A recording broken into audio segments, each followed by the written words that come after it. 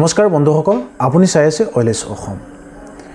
মই আজি আপোনালোক সকলোকে এটা গুৰুত্বপূৰ্ণ টপিকৰ ওপৰত আলোচনা কৰিব বিচাৰিছোঁ।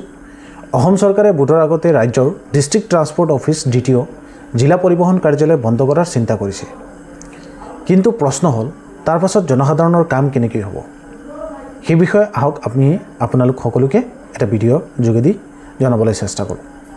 অসম চৰকাৰে এতিয়া পৰিবহণ সেৱাক এক নতুন দিশলৈ লৈ যাবলৈ সিদ্ধান্ত লৈছে। মুখ্যমন্ত্ৰী হিমন্ত বিশ্ব শৰ্মাই ঘোষণা কৰিছে যে শীঘ্ৰেই অসমৰ বিভিন্ন জিলাত স্বয়ংক্ৰিয় বাইকেল টেষ্টিং আৰু ট্ৰেইনিং চেণ্টাৰ খোলা হ'ব। এই কেন্দ্ৰসমূহৰ মাজেৰে মানুহে নিজৰ গাড়ী, বাইক বা ট্ৰেক্টৰ আদি সকলো পৰীক্ষা আৰু দাখিল প্ৰক্ৰিয়া অনলাইন মেচিনৰ সহায়ত কৰিব পাৰিব। এই পৰিকল্পনা অনুসৰি আগন্তুক দিনত মানুহক দ্বিতীয় কাৰ্যালয়লৈ যোৱাৰ প্ৰয়োজন নাথাকিব। সকলো কাম স্বয়ংক্ৰিয় কেন্দ্ৰসমূহত সম্পন্ন হ'ব, যিবিলাক চেণ্টাৰ থাকিব। ইতিমধ্যে কিছু কেন্দ্ৰ খোলা হৈছে চেণ্টাৰবিলাক, যেনে বিশ্বনাথ, যোৰহাট, দক্ষিণ শালমাৰা, ডিব্ৰুগড়ৰ নতুন কেন্দ্ৰটো বিশেষ কাৰণ ইয়াত আছে মোবাইল টেষ্টিং ইউনিট, যিয়ে পল্লী অঞ্চলৰ যিবিলাক গাঁও অঞ্চল আছে সেইবিলাকত গাড়ী পৰীক্ষা কৰিব পাৰে। ইয়াৰ বাবে খৰচ হৈছে প্ৰায় 12 কোটি টকা। চৰকাৰে কয় এই পৰিষেৱা চলিব পাব্লিক প্ৰাইভেট পাৰ্টনাৰশ্বিপ PPP মডেলত, মানে STCৰ জমি আৰু সহায় দিব। এপুলিয়াছ নামৰ এটা বেচৰকাৰী প্ৰতিষ্ঠানে মেচিন আৰু কৰ্মচাৰী সেৱা দিব।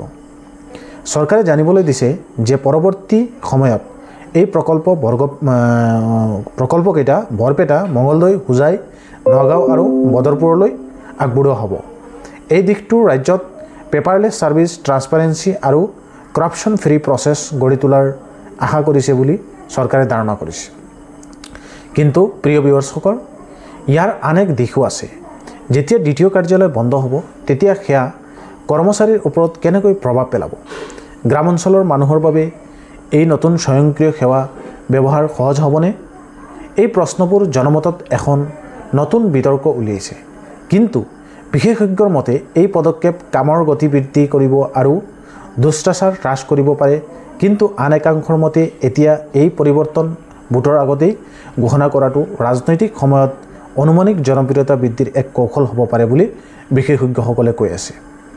গাড়ীৰ মালিকসকলৰ মতে যদিহে এই নতুন কেন্দ্ৰবোৰ সময়মতে আৰু সহজ পদ্ধতিত কাম কৰে, তেনেতে লোকৰ সুবিধা হ'ব, পাব্লিকৰ কাৰণে হেল্পফুল হ'ব। কিন্তু অনলাইন সেৱাৰ সৈতে সকলোৱে পৰিচিত নহয়, সেয়েহে চৰকাৰে সচেতনামূলক অভিযান আৰম্ভ কৰা উচিত।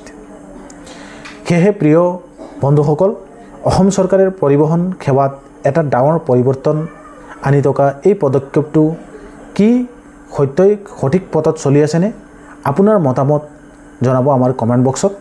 ভিডিঅ'টো যদি ভাল লাগে, এই ইনফৰমেশ্যনটো শুনি পেলাই যদি আপোনালোকৰ ভাল লাগিছে, তেতিয়াহ'লে ওয়েলেছ অসম ইউটিউব চেনেলটো ছাবস্ক্ৰাইব কৰি ৰাখিব।